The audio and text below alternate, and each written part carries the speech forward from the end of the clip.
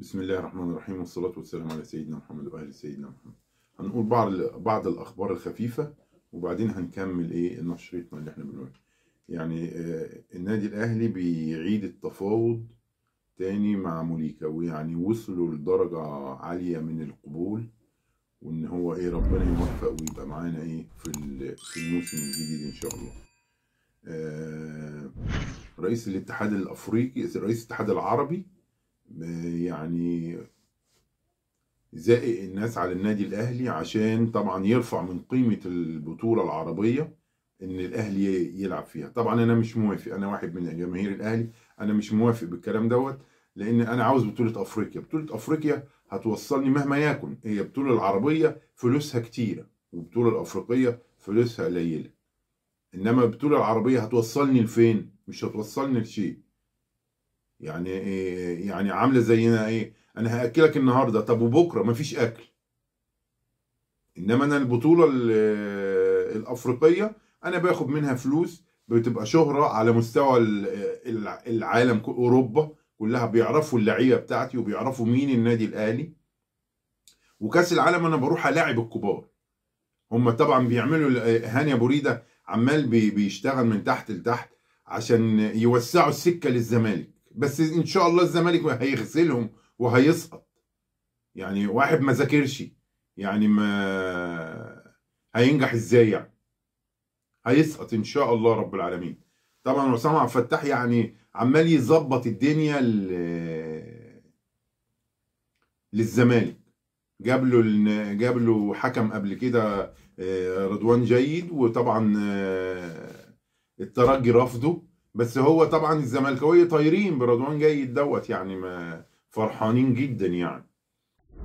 جايب لي الاهلي وصن داونز. الحكم الماتش، اخر ماتش بين الاهلي وصن داونز السنه اللي فاتت، يعني هي افريقيا برضك الحكام ماتوا فيها. يا عصام يا عبد الفتاح، راعي ضميرك بقى يا اخي، راعي ضميرك. هو انت ما عرفتش تعمل هنا في البطوله الدوري، رايح تعاكس الاهلي في بطوله افريقيا؟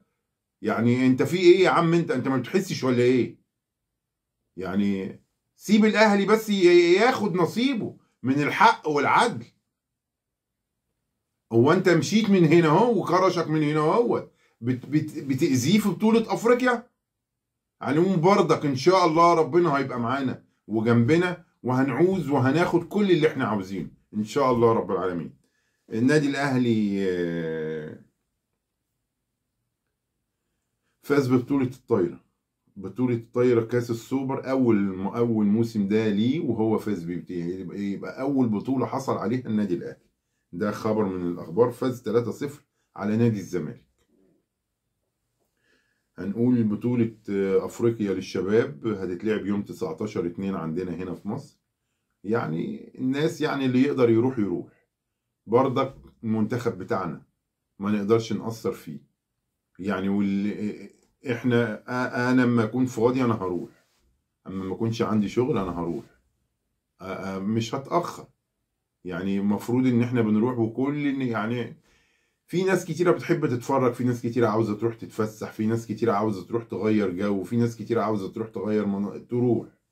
هيغير وهيعملوا كل شيء يعني. كولر بيبحث عن السفاح اللي هو يجي الدوري، ويجي بطولة افريقيا، وبيجي بطولة كاس العالم للأندية، اللي هو يجي يحل كل الظروف. كولر عاوز واحد سفاح ينزل ارض الملعب، يعني جاله 10 فرص يجيب 8 جوان او 5 جوان حلوين زي الفل، احنا راضيين ب5. يعني احنا مفروض ان احنا نبقى طماعين، بس احنا راضيين ب5 مش مشكلة.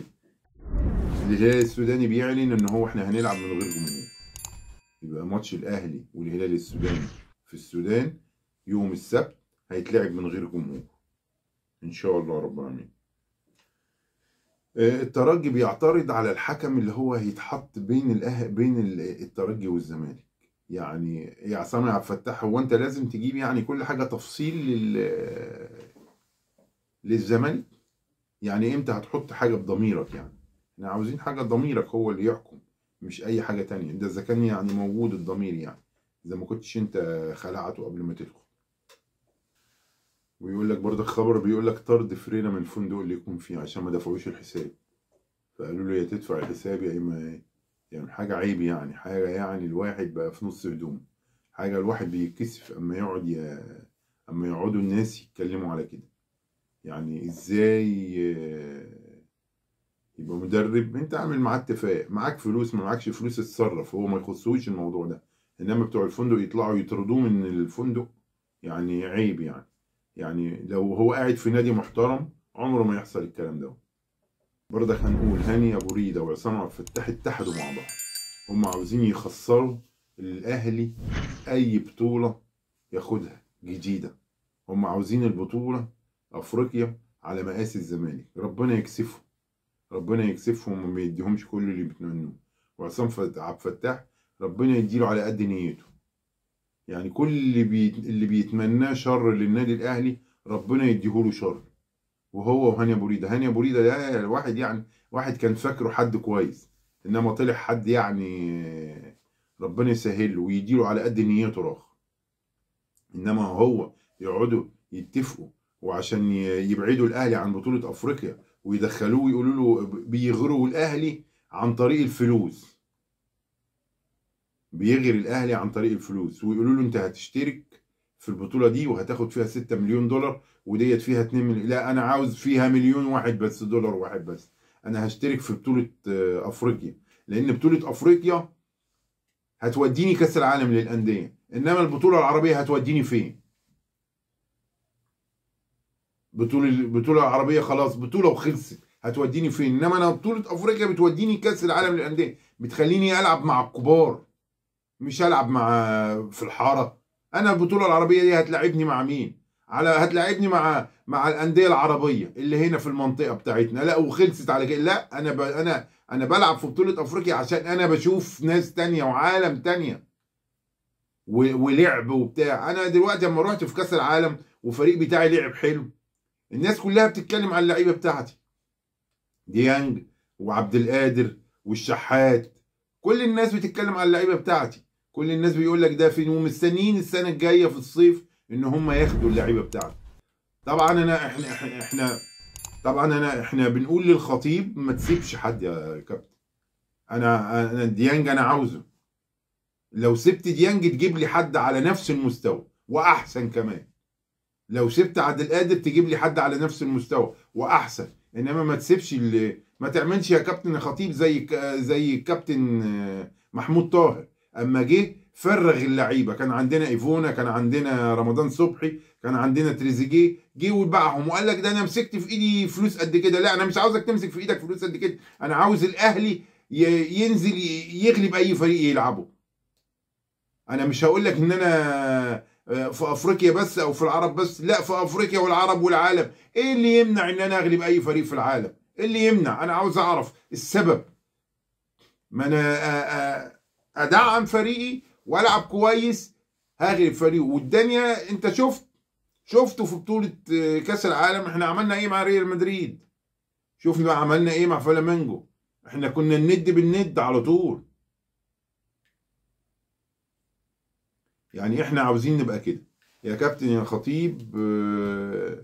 يعني ما تهملش في النادي الاهلي، واحنا عارفين ان انت بتحب النادي الاهلي.